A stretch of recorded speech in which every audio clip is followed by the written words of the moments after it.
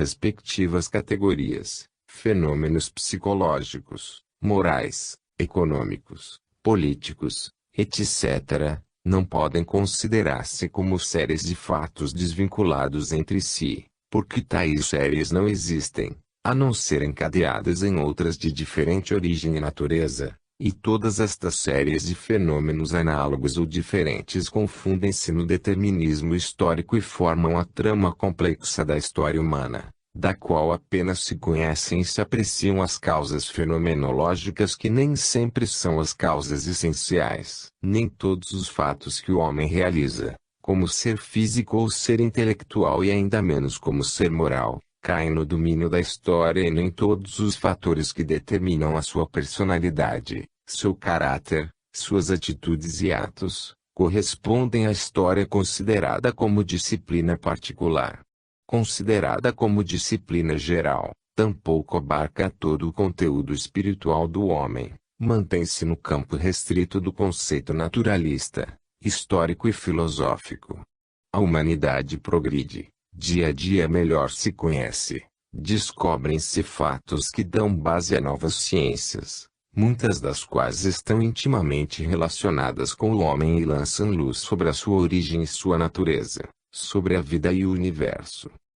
A história só se ocupa dos fenômenos ou acontecimentos particulares mais destacados, dos fatos típicos, singulares e coletivos ou, melhor dito, da síntese de determinadas séries de fenômenos, não sempre conhecidos em suas causas essenciais. Ocupa-se também do indivíduo, mas não considerado isoladamente, e menos ainda em sua causalidade espírita, que desconhece, senão como ser social, desenvolvendo-se historicamente. Mas, apesar disto, conhece ou não esta causalidade, que vincula o indivíduo, como ser espiritual, a seu passado e o predispõe ao futuro. O determinismo histórico rege a humanidade e nele se encadeiam e influem os indivíduos, segundo seu próprio determinismo. Falar de causalidade espírita é falar da continuidade do espírito humano, do processo de seu desenvolvimento no curso de existências que se sucedem através do tempo e do espaço, nos quais o espírito está sujeito ao seu próprio determinismo, do qual é causa eficiente e essencial. Das infinitas séries causais individuais que se relacionam entre si, surge a trama moral e espiritual da história, que se circunscreve e transcende os limites do humano, da qual só é dado ao espírita, por extensão ao espiritualista reencarnacionista, apreciar, ainda que hipoteticamente, as consequências deduzidas dos fatos concretos, que o profano ou empirista atribui a causas imediatas ou que, por oposição às causas transcendentais, que não entende, chama reais. Como as séries infinitas da causalidade espírita se ligam ao determinismo histórico e neste se comportam. Esta importante questão não foi até agora, que saibamos, sequer mencionada pelos filósofos e escritores reencarnacionistas, sendo, não obstante, seu esclarecimento de grande interesse para a interpretação espírita da história, dos princípios sociológicos que emanam do espiritismo e para se saber da influência do determinismo histórico sobre os indivíduos, bem como aquela que estes, em virtude de sua própria causalidade, exercem na marcha e direção dos acontecimentos. Os que desconhecem o determinismo da história, ainda que sejam grandes psicólogos e moralistas, não estão habilitados de todo para assinalar rumos à humanidade, porque ao ignorar a união dos acontecimentos e das leis históricas que os regem, ignoram também a direção social que devem traçar ao homem na confusão de interesses e correntes ideológicas encontradas, com vistas a melhores formas e condições de vida. As leis morais são, é certo, essenciais para alcançar uma finalidade social e atuam no processo lógico das formas econômicas e sociais, impulsionando-as para outras superiores. De pouco vale que saibamos que a justiça é boa, se não sabemos como há de realizar-se, na base de que leis e antecedentes históricos temos de afirmar seu advento, nem em virtude de que processo e procedimentos há de chegar à sua realização. As ideologias revolucionárias são as forças propulsoras e as diretrizes, mas necessitam condicionar os fatos e estes não se condicionam a caprichos, senão dentro do processo lógico que lhes traçam as leis históricas. Os que, por outra parte, desconhecem a causalidade espírita, ou lei moral que rege a evolução do espírito, não compreendem todos os fatores que intervêm no processo histórico, nem suspeitam das causas psicológicas transcendentais que em grande parte o determinam, nem a razão moral que move os indivíduos no impulso revolucionário ou conservador. Vemos, pois, que enquanto uns desconhecem as leis da história, outros ignoram as do espírito, uns negam o valor do determinismo histórico, considerando o espírito humano como um ente estranho, impermeável às suas influências, capaz de a elas resistir arbitrariamente. Outros, com não menos arbitrariedade, negam o espírito, e com ele sua causalidade moral, ou o subordinam às forças materiais da história. Os primeiros não admitem, e se o fazem é por mera concessão doutrinária, a unidade dos fatos na vida humana. Consideram os indivíduos como agentes completamente independentes uns dos outros, senão em suas relações afetivas e circunstanciais, nas históricas e nos interesses e aspirações sociais. Afirmam que cada indivíduo está ligado ao seu karma, mas o supõem desligado da humanidade. Não levam em conta o meio social no qual o espírito se desenvolve,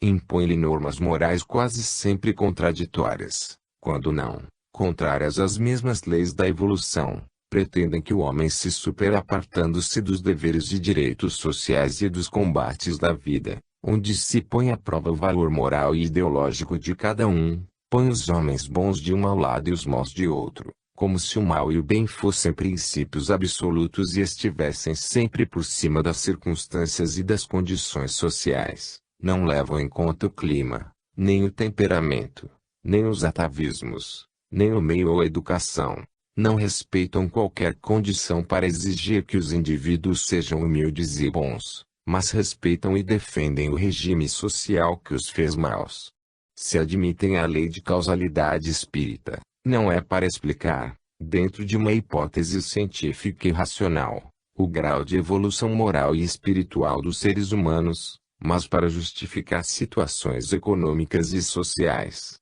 favorecendo com suas conclusões pseudofilosóficas todas as situações vantajosas, mesmo as obtidas à base de crimes, vícios e explorações iníquas. Os segundos, por sua vez, fazem do homem um mero produto fisiológico, mesológico ou econômico, conforme os casos, ou complexo deste e de outros fatores externos. O homem está, neste caso, sujeito a um ou a vários determinismos fatalistas, ou é o determinismo fisiológico, ou determinismo psicológico, psicologia social, ou determinismo econômico, marxismo, ou determinismo histórico, conceito materialista da vida e da história, ou é o rançoso fatalismo determinista teológico. Em qualquer destes determinismos, o homem carece de espontaneidade e de autonomia individual, relativa, entenda-se, e não exerce qualquer influência diretriz na marcha dos acontecimentos históricos. Ao individualismo histórico de Ranke, de Paul de Saint-Victor, de Carlyle e de Emerson, que exaltava o valor do homem-gênio na direção dos acontecimentos históricos, opõe-se o materialismo histórico, com o valor anônimo das massas movidas apenas pelo impulso do fator econômico.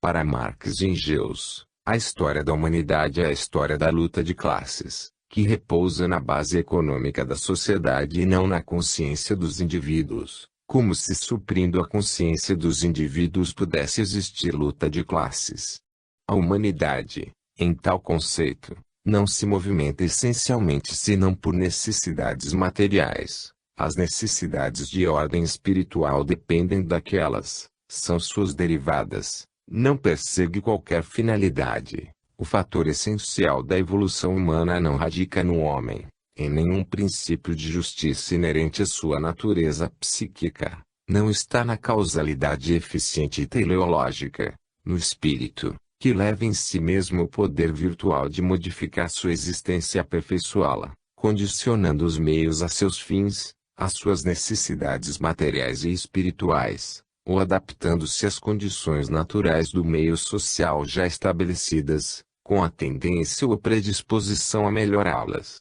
No conceito marxista, o fator essencial do determinismo histórico é a economia. O modo de produção material de uma época determina o seu modo de pensar. Ciência, filosofia, religião, ideologia, são reflexos da economia, seus epifenômenos, seus derivados. O método de produção das coisas materiais da vida, diz Marx, estabelece geralmente o processo social, político e espiritual da vida. Não é a consciência dos homens que determina o seu modo de existência, senão que, pelo contrário, sua consciência, a natureza dela, é determinada por sua existência social. São as necessidades da produção, dizia Lafargue, na polêmica com Jaurès, que conduzem a humanidade e não a ideia de justiça, consciente ou inconscientemente. Se somos comunistas é porque estamos convencidos de que as forças econômicas da produção capitalista arrastam fatalmente a sociedade para o comunismo.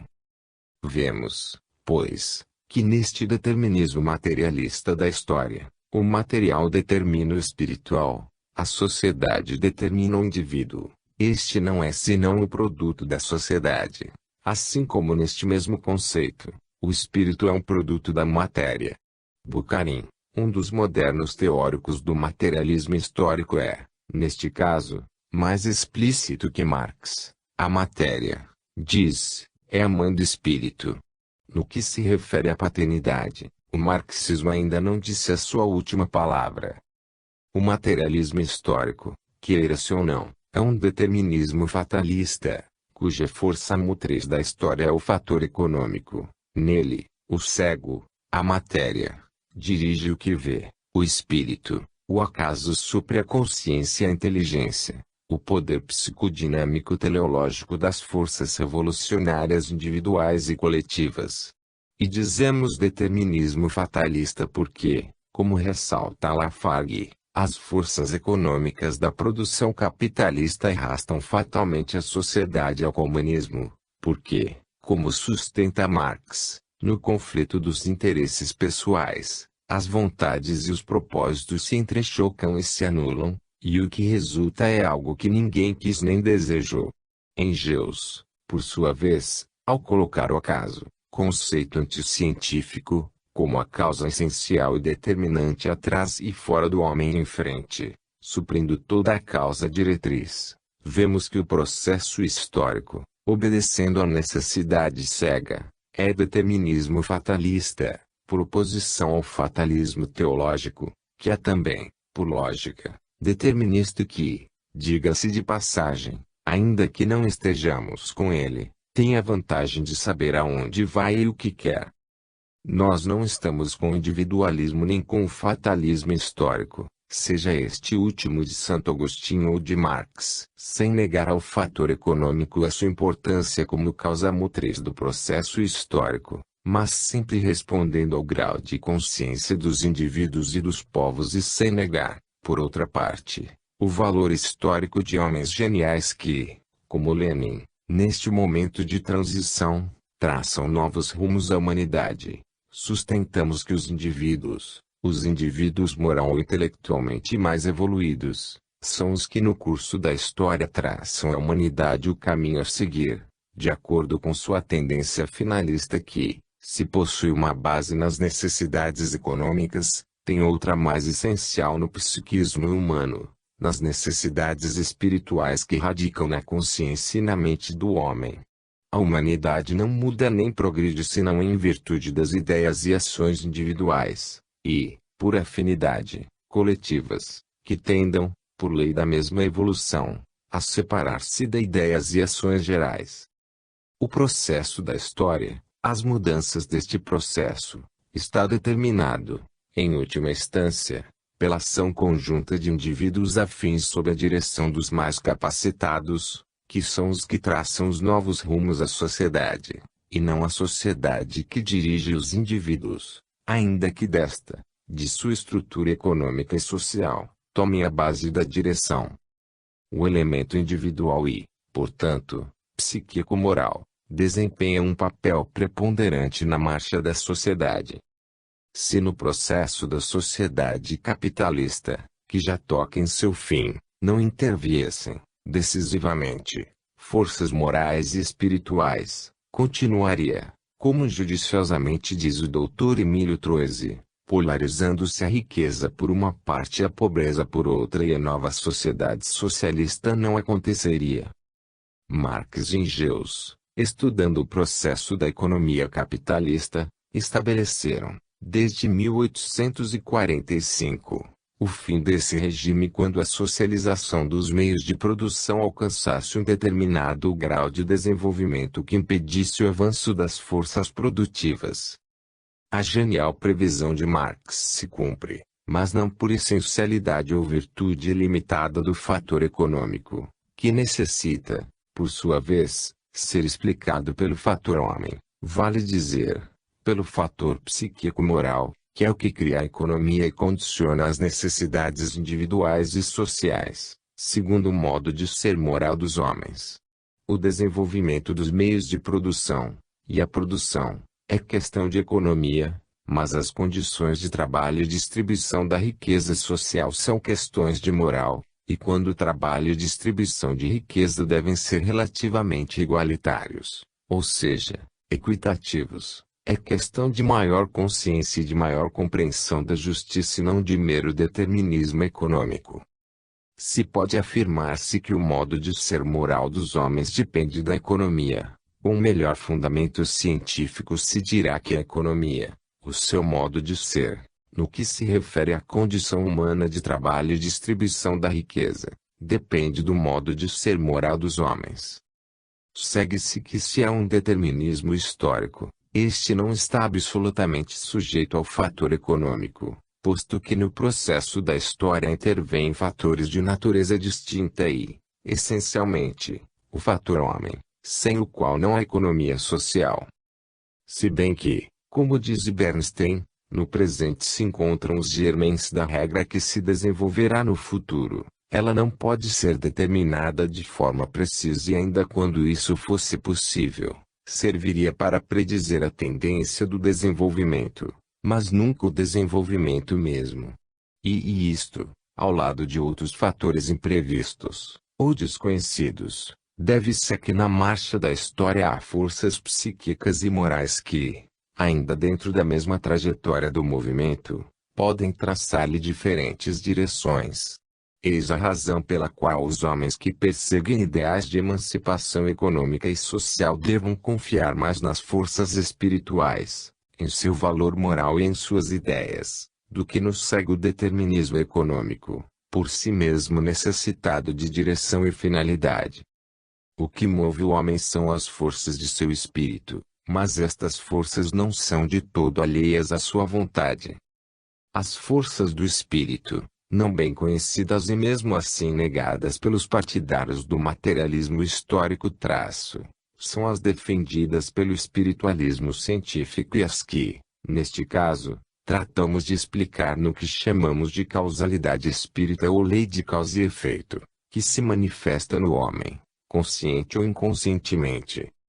A sociedade humana, como universo, não é um mecanismo determinado pela suposta essencialidade do fator econômico. É um dinamismo no qual forças espirituais têm um papel principal e causalidade própria, descoberta na subconsciência de cada indivíduo em fatos que escapam, muitos, ao domínio da história, que a ciência hoje começa a investigar por meio do fenomenismo espírita e que Marx e Engels não podiam conhecer em seu século no qual o materialismo estava em seu começo, em luta com o teologismo e com a filosofia hegeliana. Sem ser, porém, idealistas absolutos, sustentamos com Hegel que a história progride para o melhor, animada por um espírito sempre renovado em suas infinitas formas de pensamento ou de personalidades, capaz de conciliar no tempo e por meio de seus conflitos as contradições e antinomias, na síntese dos opostos. As qualidades e categorias das coisas, sua função e suas relações causais é o que as ciências empíricas e experimentais conhecem. Não lhes é possível transcender esse limite da realidade. A história, do ponto de vista objetivo, não pode descobrir mais do que fatos, causas fenomenológicas e relações causais, mas a lei geral e complexa, como sua causalidade essencial, se lhe escapa. Acima das ciências empíricas e experimentais, ou fundamentando-se nelas, está a ciência indutiva e por sua vez dedutiva, a ciência do espírito, que descobre por trás do fenômeno ser ou essência verdadeiros. O mundo fenomenal não se explica por si mesmo, mas em virtude de leis e de princípios essenciais. Para ter-se conhecimento cabal das coisas em particular e do universo em geral, há que se remontar do fenômeno ao númeno ou princípio substancial, do visível ao invisível, da forma à ideia, da matéria ao espírito, acrescentando a lei que os rege, a unidade e a forma, ao verdadeiro conceito gnoseológico, tanto na história como no universo. O conhecimento do todo sem o das partes ou das partes sem o do todo não constitui o verdadeiro e cabal conhecimento. A síntese reclama uma análise prévia e a análise supõe a síntese. Os que pretendem conhecer a sociedade sem conhecer o indivíduo estão em condições análogas àqueles que pretendem conhecer o indivíduo sem conhecer a sociedade.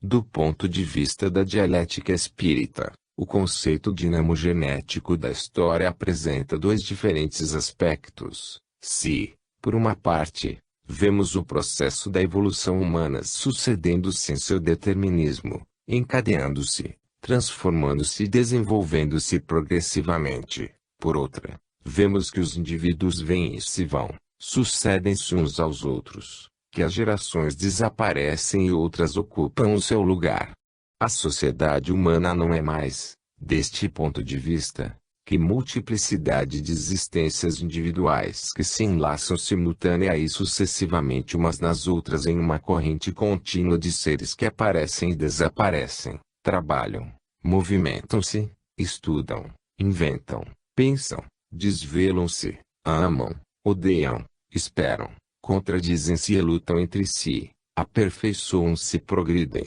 movidos e estimulados uns pelos outros, por suas próprias inclinações e pela mesma vida que os força a ir adiante.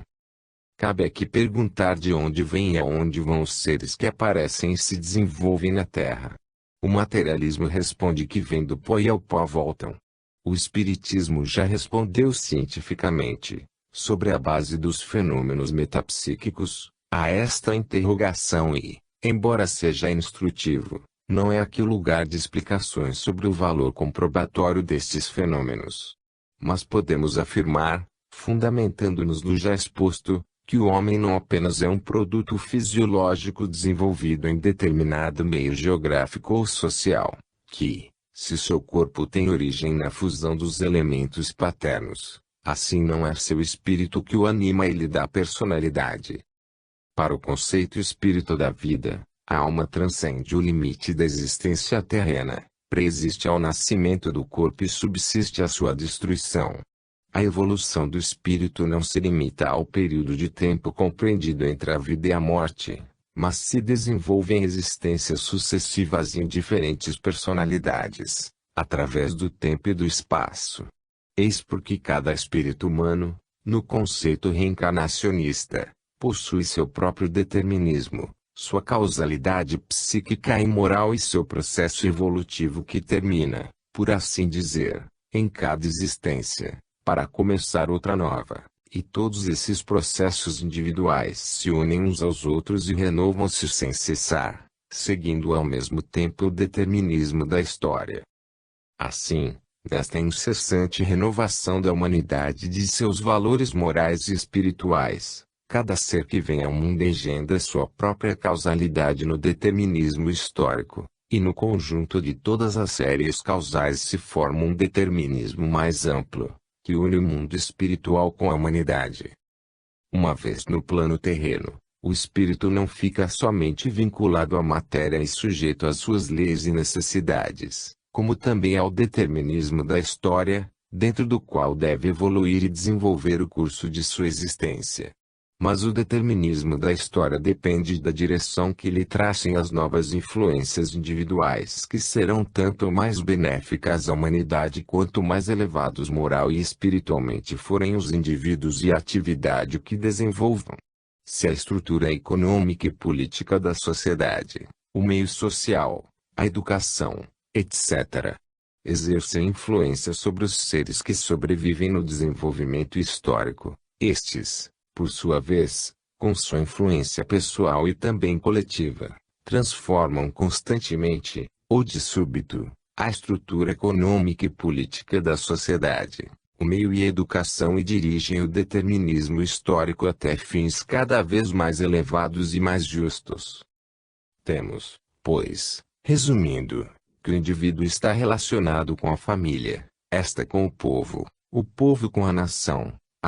com a humanidade, esta com a terra e a terra com o universo. O homem, como tal, se desenvolve historicamente na sociedade humana e, como espírito, se desenvolve cosmicamente, por meio de múltiplas existências materiais ou etéreas. Nossas existências, diz Leon Denis, se desenvolvem e os acontecimentos se sucedem sem relação aparente, mas a justiça imanente penetra do alto sobre nós e rege nossos destinos, seguindo um princípio ineludível pelo qual tudo se encadeia em uma série de causas e de efeitos. Seu conjunto constitui uma harmonia, que o espírito isento de preconceitos, iluminado por um raio de sabedoria, descobre e admira.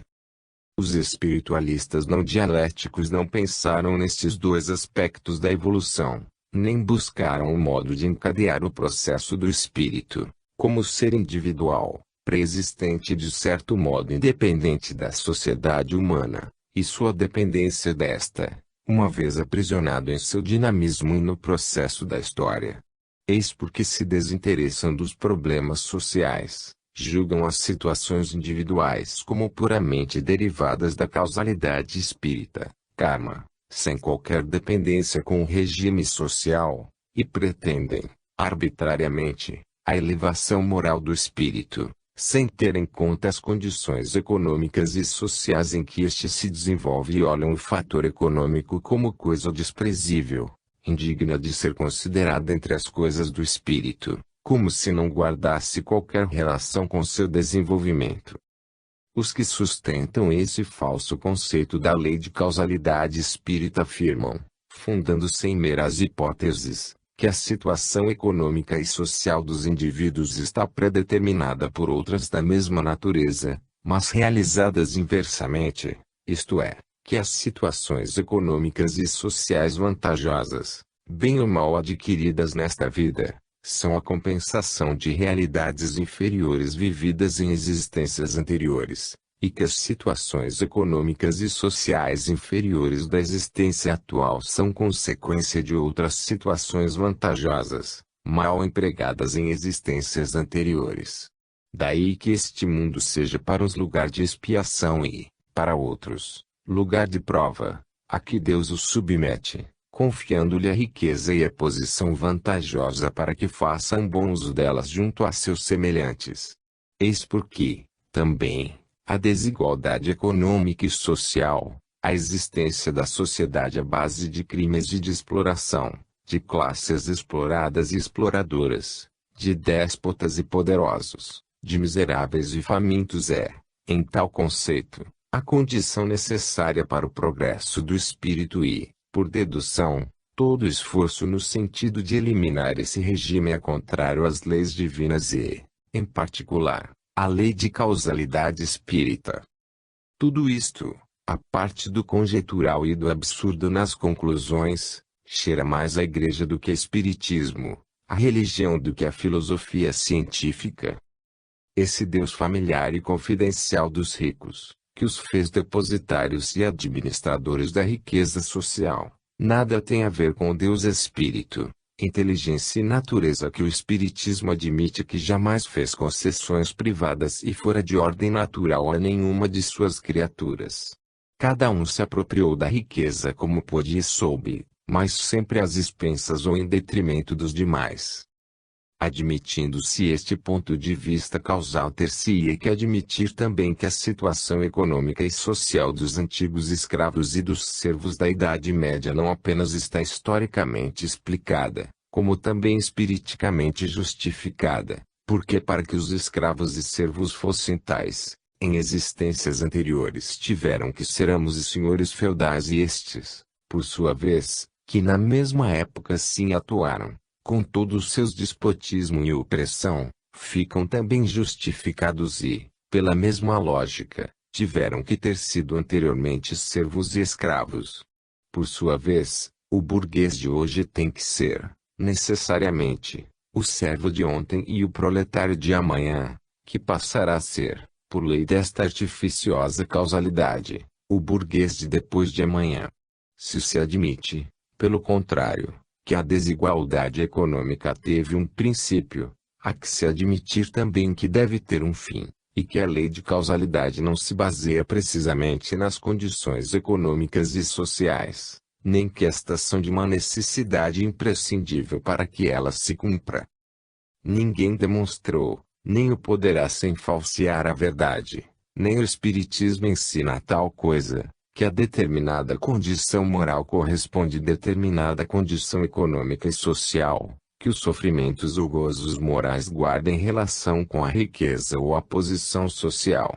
Tampouco alguém demonstrou, nem o Espiritismo ensina, que a elevação do espírito seja proporcional à quantidade de riqueza ou à função social dos indivíduos, nem, muito menos, que a riqueza material compense os sofrimentos morais nem as boas ações do espírito.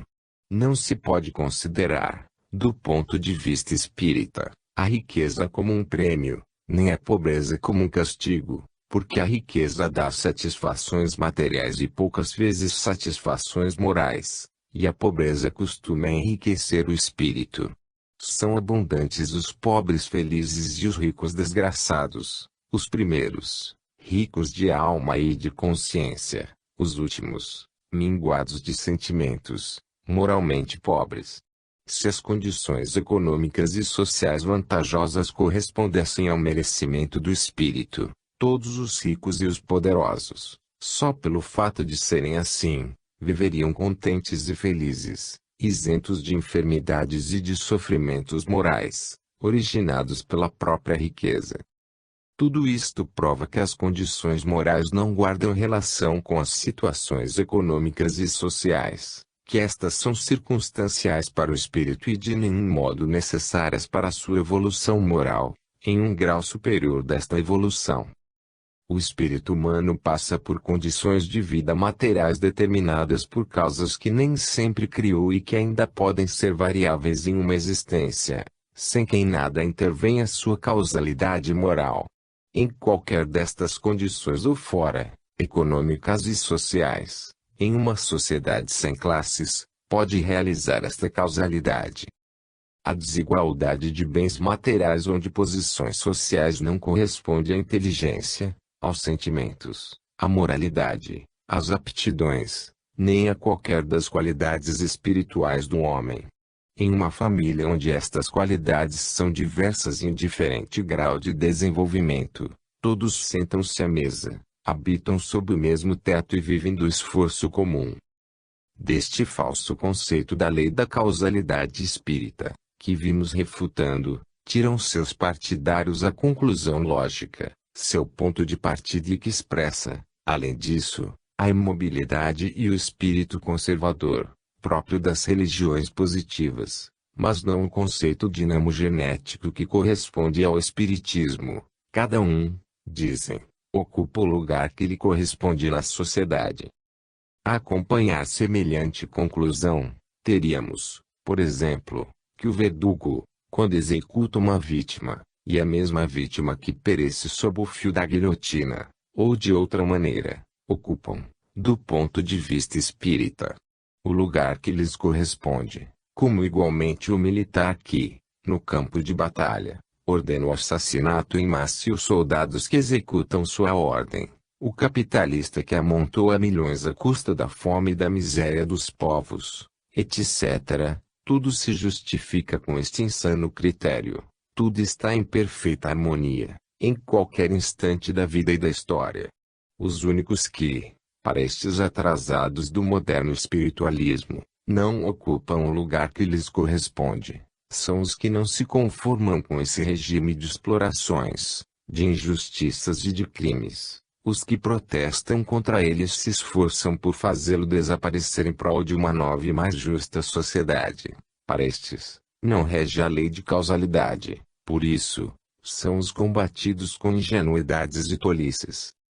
O que Heráclito dizia de um rio, podemos aplicar também à sociedade. É uma corrente contínua na qual ninguém ocupa um lugar estável e definitivo. O espírito que nela se entrosa é arrastado, mas pode, em virtude de seu próprio esforço, colocar-se na vanguarda dessa corrente, acelerar seu ritmo, imprimindo-lhe, dentro de seu processo lógico, a direção que convém aos fins sociais da humanidade. Assim como pode lutar contra a corrente ou deixar-se levar por ela como peixe morto ou atordoado pelo calor de falsas ideologias.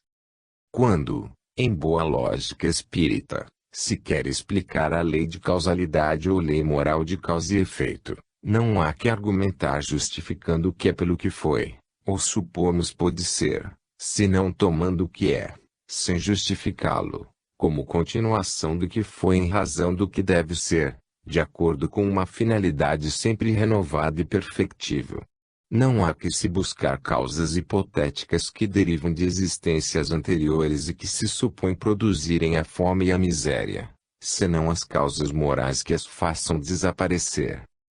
Sustentar, do ponto de vista espírita, que o homem deve adaptar-se ao meio social, conviver com os interesses criados, com o egoísmo, as vilezas, os prejuízos e imoralidades e não combater as injustiças sociais, os males da sociedade, nem tratar de aliviar as dores e as misérias de seus semelhantes, suprindo as causas imediatas que os produzem, dizer que cada um ocupa o lugar que lhe corresponde na sociedade e, por dedução, que há que deixá-lo nesse lugar, assegurar que o que sofre é porque fez sofrer anteriormente aos demais e necessita de sofrimento, com a conclusão lógica de que há que deixá-lo ou fazê-lo sofrer, para purgar o mal feito, dar por originários de existências anteriores todos os males, todos os abusos, desmandos, crimes, desigualdades e iniquidades que se contemplam no mundo, tratar de justificá-los e pensar que a sua condenação é contrária ao espírito e à moral da doutrina espírita,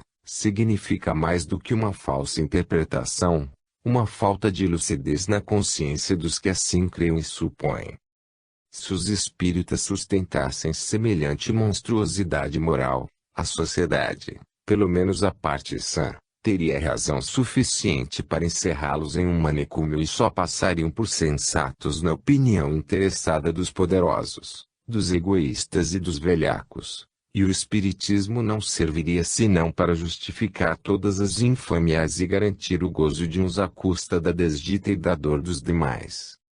Para refutar semelhante absurdo, partamos, antes de tudo, de que uma lei sábia põe um véu no nosso passado para deixar-nos atuar no presente de modo que a lembrança do que fomos não estorve nossos esforços para chegar ao que devemos ser, nem nos coloque em condições de inferioridade uns frente aos outros. Ignorando, pois, nosso passado, mal podemos justificar nossas situações presentes, nem sujeitar-nos a elas. Mas, se, por indução, partimos do que somos para poder presumir o que fomos, não temos o mesmo direito de deduzir a priori, o que ignoramos ter sido, o que somos ou temos necessariamente que ser em um determinado momento de nossa existência. Quando raciocinamos a posteriori, partindo de um fato conhecido, como é a nossa existência atual, há razões poderosas para persuadir-nos, não só do que somos,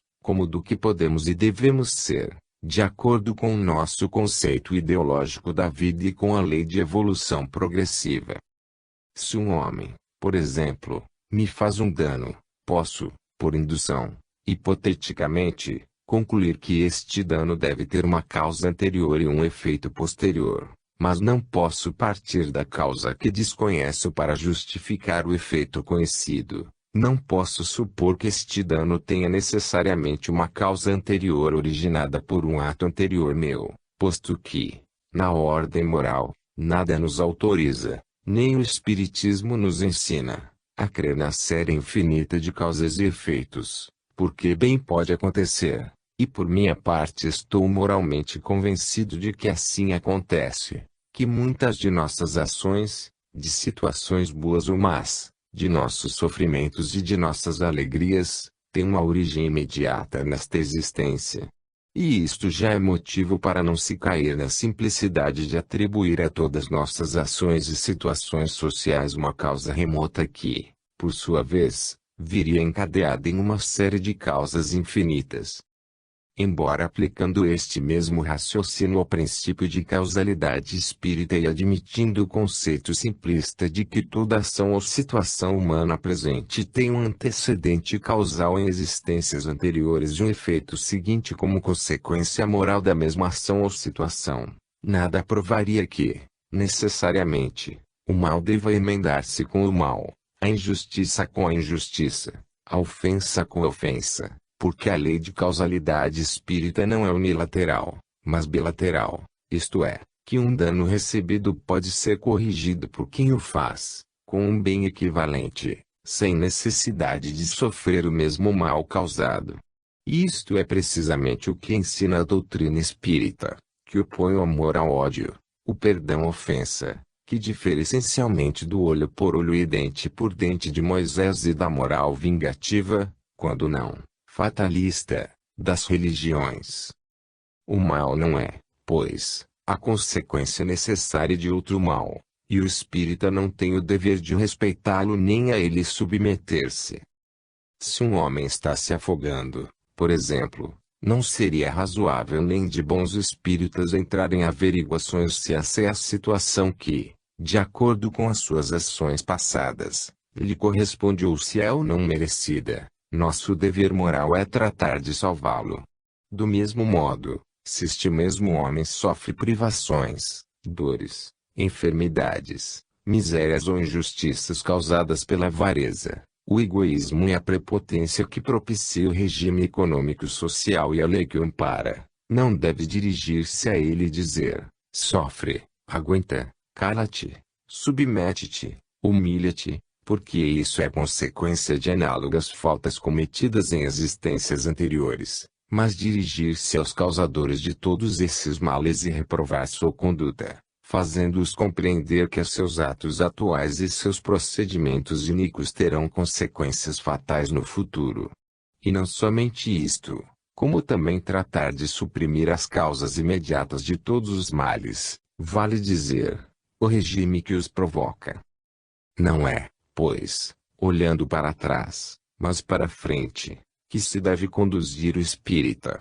Suponhamos que uma pessoa se apresentasse a um desses simplistas que pretendem justificar todos os males do presente pelas ações do passado e lhe pedisse emprestado uma quantidade de dinheiro para sair de uma situação apertada e que, quando este fosse pedi-la, tal pessoa lhe dissesse: amigo, eu nada lhe devo. Você ainda está pendente de uma dívida comigo. Como? Diria o simplista. E a coisa mais natural do mundo, diria o favorecido, ocorre que em nossa existência anterior eu lhe emprestei uma quantidade de dinheiro maior do que você me devolveu. E agora, para saldar a conta, você deve devolver-me o resto. Claro que o simplista não ia ficar muito de acordo, e, sem dúvida, essa é que é sua lógica, muito boa para a sustentação de todas as maldades e pilhérias e, especialmente, para fazer o frente aos nossos credores. Por outra parte, o fato de não opor resistência ao mal, às injustiças e crimes sociais, supondo que estes resultem benéficos, implica egoísmo e cálculo utilitário por parte de quem, tendo consciência da lei de causa e efeito, a eles se submete passivamente. Pois se todos esses males elevam espiritualmente o que os suporta com mansa resignação, ao contrário, prejudicam seus autores, que terão mais tarde que sofrer suas consequências e, Neste caso, a submissão e a humilhação são duas vezes condenáveis, porque fazem, no presente, vítimas desgraçadas e, no futuro, carrascos. Com esta moral, falsamente espírita, tende-se a fomentar duas classes de egoísmos e ambições criminais, quando lógico e concordante com a doutrina espírita é ensinar e estimular o contrário. Pois se devemos nos submeter às imposições do mal, com toda certeza, para nos elevarmos mais tarde à custa dos sofrimentos futuros que causamos aos outros com nossa submissão humilhante, mais nobre, mais meritório e também mais justo é que nos elevemos sem que nada se tenha para sofrer no futuro por culpa de nossa submissão, indiferença, falta de valor e de integridade moral, para repudiar o mal e ensinar a defender o bem. A rigor, na sociedade, ninguém ocupa o lugar que lhe corresponde, senão o que se conquistou, muitas vezes às custas da ignorância e da debilidade dos outros. De fato, todos ocupamos um lugar, ainda que seja momentâneo, mas de direito ninguém ocupa o que deveria. O lugar que cada um ocupa na sociedade não está necessariamente prefixado, é acidental, momentâneo, um instante passageiro e fugaz de nossa evolução. Está condicionado, não apenas pela causalidade moral de cada indivíduo, como pelo determinismo histórico e por uma infinidade de fatores que o homem não dirige, muda incessantemente e pode e deve mudar sob o impulso de nossa vontade, de nossas ideias e de nossos esforços, mesmo dentro das contradições existentes, e o conjunto das vontades, das ideias e sentimentos individuais afins e dos esforços combinados, pode imprimir à sociedade um novo giro, fazê-la capaz de conceber uma ideologia superior e de desaparecer com muitos dos males e injustiças sociais. Não devem cegar-nos nem embaraçar-nos as posições fortuitas, circunstanciais e passageiras, nem sempre necessárias ou justas, porque a justiça não se cumpre em um instante de nossa evolução, mas no progresso sempre perfectivo de nosso espírito. Lançados como flecha ao espaço, com um fim ideal sempre renovado e sem solução de continuidade em nosso estágio, não ocupamos jamais um lugar preciso na escala infinita de nossa evolução. E é por isso que estamos muito longe de ocupar o lugar que nos corresponde no mundo, e creio que jamais o faremos definitivamente. Mas há sim um lugar que está em nossa consciência de homens e de espíritas, que é o que assinala nossa ideologia e que devemos ocupar em todo momento, elevando-nos acima de todas as baixezas humanas, de todos os convencionalismos, de todas as circunstâncias acomodatícias e de todos os interesses egoístas, para ter a liberdade e o valor de dizer nossa verdade, sem ambiguidades nem distorções, mas também sem ódios e sem rancores para ninguém, considerando que as posições ou classes não constituem categorias de ordem moral e que o mal, no humano, depende sobretudo da falta de compreensão e de capacidade para o bem. Façamos como um médico filantropo que, se combate as enfermidades, é só com o propósito de curar os enfermos. Esse é o lugar ideal que, de acordo com a doutrina espírita, nos corresponde ocupar, nós que temos nos nutrido em seus sábios e nobres ensinamentos.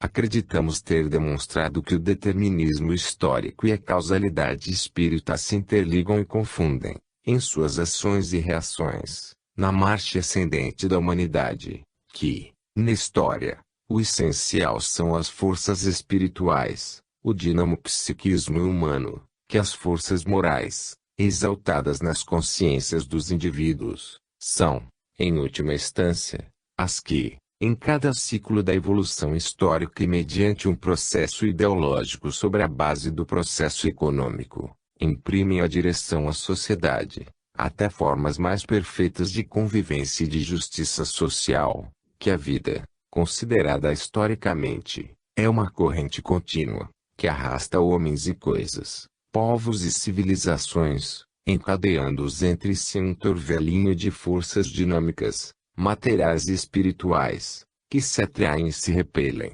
acionam e reagem, contradizem-se, misturam-se, complementam e concorrem para um fim que é, em definitivo, o aperfeiçoamento e o desenvolvimento integral do espírito humano em sua ascensão eterna através do espaço e do tempo. Partindo de formas biológicas e estados sociais inferiores, o homem eleva, pouco a pouco, a sua dignidade de ser consciente e socialmente livre, chegando, por fim, a dominar os fatores morais, a condicionar a vida e dirigir as forças da história, saltando por cima das contradições que cria, em direção a um fim social, conforme a maior justiça e o bem comum da sociedade. Os que lutam decididamente por este fim, os denodados, os forjadores na bigorna da dor e das novas ideologias desse novo mundo de amor e de justiça, mostram ter chegado à dignidade de seres conscientes, amantes da liberdade e da igualdade humanas, porque, em vez de colocar seu ideal na ociosidade ou em oposição ao progresso social, colocam-se com ele na vanguarda das ideias emancipadoras e são os verdadeiros propulsores do socialismo em construção, sobre cujas bases, assim acreditamos, se edificará com mais vigor o espiritismo científico. Fim.